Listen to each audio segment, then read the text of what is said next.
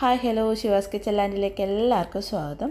ഇന്ന് നമുക്കൊരു സ്നാക്സിൻ്റെ റെസിപ്പി നോക്കിയല്ലോ. അപ്പോൾ ഞാനിന്നിവിടെ ഇഡ്ഡലി വെച്ചിട്ടാണ് ഉണ്ടാക്കുന്നത് കേട്ടോ. അപ്പോൾ നമുക്കിത് ഇഡ്ഡലി ബാക്കി വരുന്ന സമയത്തും അതുപോലെ തന്നെ ഇഡ്ഡലി കഴിക്കാൻ ഇഷ്ടമില്ലാത്തവർക്കൊക്കെ ഉണ്ടാക്കി കൊടുക്കാൻ പറ്റുന്ന നല്ല അടിപൊളി ഒരു റെസിപ്പിയാണ് കേട്ടോ. എല്ലാവർക്കും തീർച്ചയായിട്ടും ഇഷ്ടപ്പെടും. അപ്പോൾ നമുക്കതെങ്ങനെ ഉണ്ടാക്കുന്നത് നോക്കിയാലോ. അപ്പോൾ നമ്മുടെ ചില്ലി ഇഡ്ഡലി ഉണ്ടാക്കാനായിട്ട് ഞാനിവിടെ 5 ഇഡ്ഡലിയാണ് എടുത്തിട്ടുള്ളത്. അത് ഇതുപോലെ ക്യൂബ്സായിട്ട് കട്ട് ചെയ്തെടുത്തിട്ടുണ്ട്.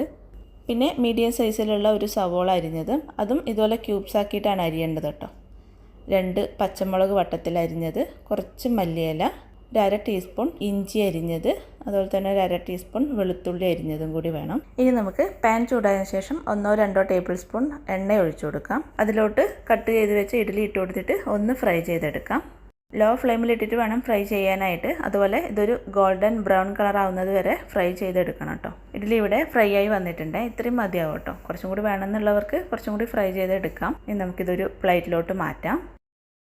ഇനി അതേ പാനിൽ തന്നെ 1 ടേബിൾ സ്പൂൺ എണ്ണ ഒഴിച്ചു കൊടുക്കാം. ഇതിലേക്ക് നമ്മൾ നേരത്തെ അരിഞ്ഞു വെച്ച സവോളയും പച്ചമുളകൊക്കെ ഇല്ലേ, അതിൽ നിന്ന് മല്ലിയില ഒഴികെ ബാക്കിയെല്ലാം ഇട്ട് കൊടുക്കാം. എന്നിട്ട് എല്ലാം കൂടി നല്ലപോലെ ഒന്ന് വഴറ്റിയെടുക്കാം. സവോളയ്ക്ക് ഇവിടെ നല്ലപോലെ വഴന്നു വന്നിട്ടുണ്ട്. ഇനി ഇതിലേക്ക് 1/4 ടീസ്പൂൺ മുളക് പൊടിയും 1/4 ടീസ്പൂൺ കുരുമുളക് പൊടിയും കൂടി ചേർത്ത് കൊടുക്കാം. ഒന്ന് വഴറ്റിയതിന് ശേഷം 1 ടേബിൾ സ്പൂൺ ടൊമാറ്റോ സോസ് ചേർത്ത് കൊടുക്കാം. വീണ്ടും ചെറുതായിട്ടൊന്ന് വഴറ്റിയെടുക്കാം കേട്ടോ. അതിനുശേഷം ഒരു 1/2 ടീസ്പൂൺ പഞ്ചസാര, 1/2 ടീസ്പൂൺ വിനാഗിരി, 1/2 ടീസ്പൂൺ സോയാ സോസും കൂടി ചേർത്ത് കൊടുത്തിട്ട് വീണ്ടും എല്ലാം കൂടി ഒന്ന് വഴറ്റിയെടുക്കാം. അതിനുശേഷം ഫ്രൈ ചെയ്ത് വെച്ച് ഇഡ്ഡലിയും കൂടി ഇട്ട് കൊടുത്തിട്ട് നന്നായിട്ടൊന്ന് മിക്സ് ചെയ്തെടുക്കാം. ലോ ഫ്ലെയിമിലിട്ട് നന്നായിട്ട് മിക്സ് ചെയ്ത് കൊടുത്ത് ഈ ഇഡ്ഡലിയിലോട്ട് ഈ ചേരുവകളൊക്കെ നന്നായിട്ട് പിടിക്കണം കേട്ടോ.